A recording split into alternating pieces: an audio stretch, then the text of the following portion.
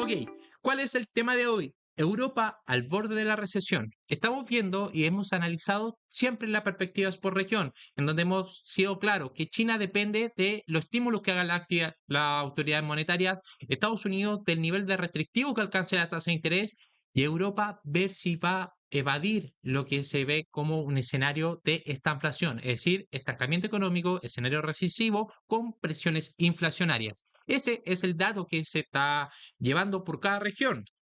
En este caso, ¿qué queremos ver? ¿Podría Estados Unidos experimentar un aterrizaje suave, es decir, una recesión leve, en que no veamos grandes quiebras, que no veamos un repunte exagerado de la tasa de desempleo, mientras que Europa enfrenta una recesión? ¿Podríamos ver ese escenario que es el que se maneja ahora? Muchos han sido favorables de la inversión en China. Sabemos que China tiene un escenario favorable, sin embargo, no ha logrado estimular la economía y el escenario de deflación y la poca estimulación ha llevado que el índice continúe corrigiendo a la baja.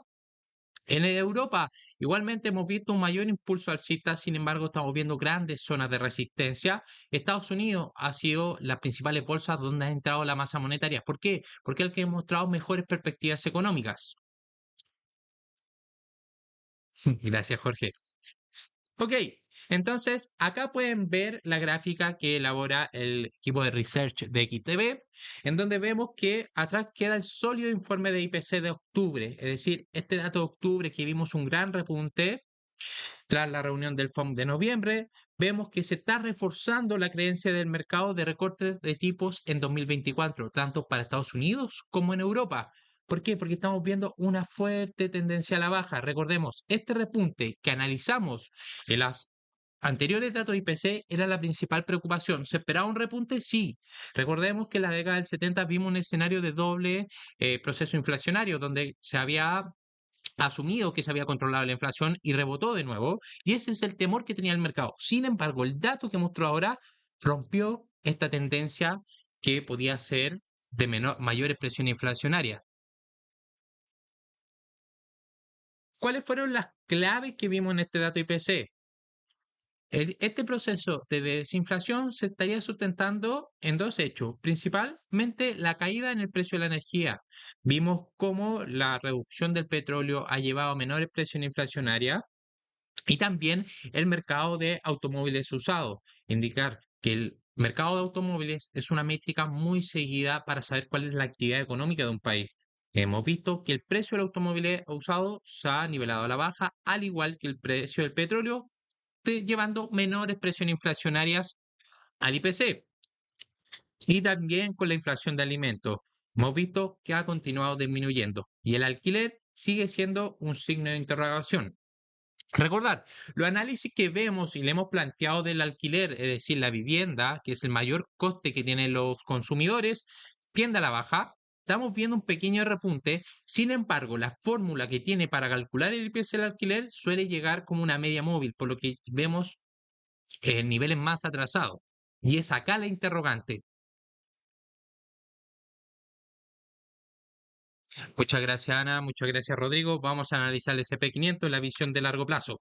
No hay problemas, chicos. Entonces, ¿qué podemos ver? Podemos ver que sin el componente de la vivienda, el problema de la inflación en Estados Unidos no existiría, ya que estaríamos en los niveles de meta que tendría Estados Unidos. Entonces, el nivel de vivienda, que es el componente más grande del IPC, es el clave a vigilar. También estamos viendo que la inflación caerá porque aunque los precios inmobiliarios y los alquileres están en niveles récord, han dejado de crecer. Y esto es lo que les comentaba.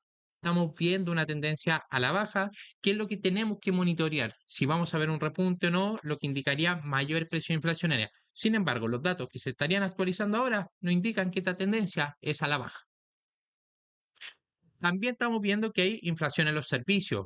Esta es la inflación que pone mayor alerta a los operadores de la Fed, producto de cuánto se puede arraigar en la economía.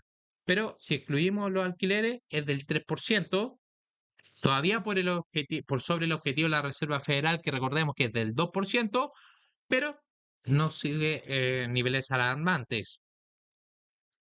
Lo que sería la amenaza acá en el sector de servicios sería el estímulo por el lado de la oferta, pero el mercado cree que el conflicto de Oriente Medio no conduciría a ello. También estamos viendo cómo la economía estadounidense impresiona simultáneamente por su resistencia en el ajuste monetario. Lo que les comentaba, cuando vemos que se está aplicando una política monetaria restrictiva, de hecho estamos viendo la aceleración de subida de tasas de interés más alta desde la década de los 80, vemos que los datos de PMI manufacturero y servicio se han recuperado, principalmente este dato de servicio que continúa en un terreno expansivo. Es decir, estamos viendo cómo la política va contra la actividad económica y la actividad económica ha mostrado resiliencia en Estados Unidos. Y es por eso que la masa monetaria ha estado en estas bolsas principalmente. También recordar que la demanda sigue siendo fuerte. Los datos de venta que vimos en octubre sorprendieron positivamente, pero curiosamente Walmart continúa mandando alerta. Recordemos que todas estas empresas del sector minorista suelen ser indicadores adelantados de la demanda del consumidor. Vamos a bajar esto en una diapositiva más. También, en este contexto, Europa parece particularmente débil y es lo que le hemos estado comentando.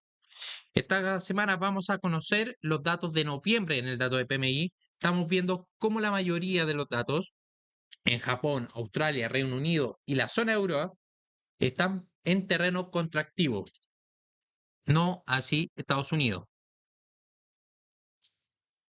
Entonces, lo que tenemos que recordar acá, que el dato de PMI, ¿qué es el dato de PMI? Es una encuesta que le llega a los gerentes, a los administradores de la empresa, para ver cómo son las perspectivas económicas a futuro. De hecho, sale una ponderación y un número. Si ese número está por sobre 50, no indica expansión económica. Bajo 50, contracción económica. Acá el temor está en Europa, que está en un 43,1. También los datos de servicio indican la misma tendencia. Acá vemos Japón por sobre Estados Unidos, vemos que China, Estados Unidos y Japón están sobre el nivel de 50, indicando mejores perspectivas económicas. Recordemos que el sector de servicios suele ser el predominante en las primeras economías, pero Alemania y la zona euro continúa en terreno muy restrictivo, indicando debilidad en la zona industrial. Ahora, analizando el par euro-dólar. Vamos a ver una ruptura alcista. ¿Estaría justificado este escenario? Acá tenemos la gráfica del par euro-dólar, en donde vemos que la menor inflación de Estados Unidos proporciona una excusa para que el euro-dólar rompiera ese canal ascendente. Acá tuvimos ese catalizador. Vemos muy fuerte como hemos analizado los niveles clave, lo que indicaría que se estaría fortaleciendo el euro frente al dólar. Lo que tenemos que ver es si esta tendencia va a continuar. También, si analizamos los primeros fundamentos a largo plazo, el tipo de cambio del euro parece estar actualmente bastante bien valorado en torno al valor razonable, aunque esto se debe en parte a un dólar caro frente a otras muchas divisas, el euro estaría caro. Si lo comparamos el euro con el dólar, tiene un valor razonable, el euro frente a otras divisas estaría caro. Entonces, a pesar del descuento del dólar, a pesar de este descuento, el dólar sigue caro, no solo históricamente, sino también en el contexto de los últimos años. Por tanto, no podemos decir que el descuento del dólar sea una especie de ocasión espectacular en términos de valor. Le hemos indicado, estamos esperando un mercado que ajuste el precio del dólar. De hecho, le hemos señalado que el repunte del SP500 tiene que ir justificado con una debilidad del dólar, una debilidad de los bonos y una debilidad en el mercado del petróleo. Y han sido los tres contextos que tuvimos para que el índice pudiera tener este gran repunte. Si analizamos el mercado de tipo de interés, vemos una reacción favorable al euro, pero no de la magnitud que tuvo el euro dólar. Ya, el mercado está bajando por la expectativa sobre los tipos tanto en Estados Unidos como en la eurozona. Recordemos, los operadores descuentan que el Banco Central Europeo no tiene mayor espacio producto de la debilidad macro que hemos visto en las principales economías y el mercado ya estaría descontando una caída de 100 puntos básicos en la tasa de interés para Europa. En el caso del bono a 10 años, el movimiento hacia el euro es ligeramente mayor y ahí hemos visto mayor fortaleza en el mercado del euro. Ahora, ¿qué sigue para Wall Street? Históricamente podemos ver que una correlación entre el ISM, que es este dato de PMI, y los niveles de valoración. Ya, en este caso, la línea gris, estamos viendo cómo el ratio PER en la bolsa es de 21,6. Estamos ligeramente por sobre los valores históricos, indicando que la valoración está ajustada a los índices del SP 500. Sin embargo, la encuesta ISM está cayendo y vemos un 49,2. Estamos viendo una divergencia. Tenemos que ver cuál va a ser el catalizador. Si el ISM empieza a mejorar o, del contrario, las valoraciones comienzan a caer. Ok, luego las valoraciones elevadas que le estamos explicando reflejan altas expectativas de ganancias corporativas. Recordemos, ratio PER compara el precio contra los beneficios y ha sido sólida recientemente. Hemos visto buenos fundamentos. Sin embargo, lo que tenemos que discernir e intentar proyectar a futuro es si esto se va a mantener o no. Y los niveles de valoración actuales son bastante altos, pero no extremadamente altos. Ciertamente no estamos hablando de niveles de burbujas especulativas, pero estamos a un nivel ajustado. Las acciones no están baratas, pero tampoco están en grado de euforia. Por otro lado, los niveles de precio-venta siguen siendo alarmantemente altos, lo que demuestra que a pesar de altas tasas, las empresas mantienen márgenes altos. Y es eso lo que estamos viendo. Si bien nosotros somos conscientes de que hay muchos indicadores adelantados que indicarían un proceso recesivo, la economía estadounidense es la que está mostrando mejor performance y es por eso que hemos visto este rendimiento. También, curiosamente, aunque la Reserva Federal continúa con el QT, este método que tienen para quitar liquidez de la economía, el nivel de exceso de liquidez en el sector bancario aumenta constantemente, lo que es poco probable que afecte a los índices. Por eso todavía no seguimos viendo que se transmita a las acciones, pero sí se está transmitiendo a la inflación. Ahora tuvimos la reunión diplomática entre China y Estados Unidos. ¿Qué es lo que vimos? Principalmente vimos buenas noticias si quitamos de lado este factor que Biden llamó de dictador y generó alguna cierta tensión. Vimos que ha avanzado los temas diplomáticos entre Estados Unidos y China. Vimos informaciones constructivas, se han restablecido las líneas abiertas de comunicación militar. Estamos viendo también cómo China decía que quería y podía actuar favorablemente con Estados Unidos, es decir, no tienen que combatir a nivel económico, hay mucho espacio en la economía para que ellos puedan crecer en conjunto. Y esto fue considerado, bueno, fue considerado una buena reunión por los mercados, sin, como les digo, quitando este hecho de Biden. Luego, en temas macroeconómicos, China sigue decepcionando a pesar de los números, las numerosas iniciativas de Beijing, la actividad no aumenta. Y es acá el problema que estamos viendo con China. Seguimos viendo una estímulos que no se están trasladando a la economía, por lo que estamos viendo una China que no logra recuperarse. Por eso, aquellos inversores que entraron de 2019 se mantienen plano, no así como los inversores que estarían en Estados Unidos o Europa. Además, a pesar de la baja tasa de interés, el impulso crediticio en China es neutral. Esto puede significar que el creciente crisis inmobiliaria está reduciendo el crecimiento y este será un factor más a largo plazo. Recordar, como le hemos dicho en bastantes seminarios, el sector más preocupante en China es el sector inmobiliario.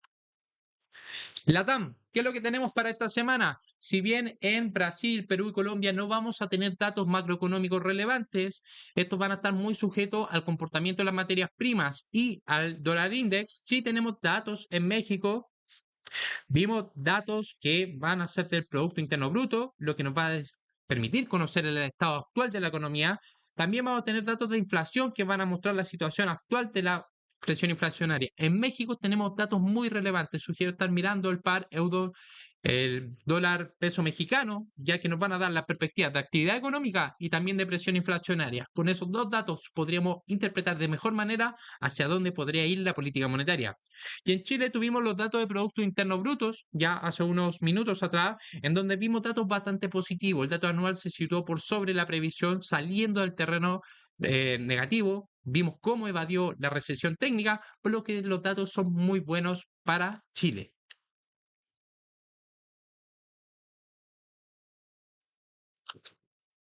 Ahora, ok, gráficos que les traigo de interés para que entendamos. Este gráfico que le extraigo de Bank of America, vemos que en las últimas 3 semanas, recordemos, el SP 500 cerró en positivo estas últimas 3 semanas, vimos un fuerte repunte del 10%.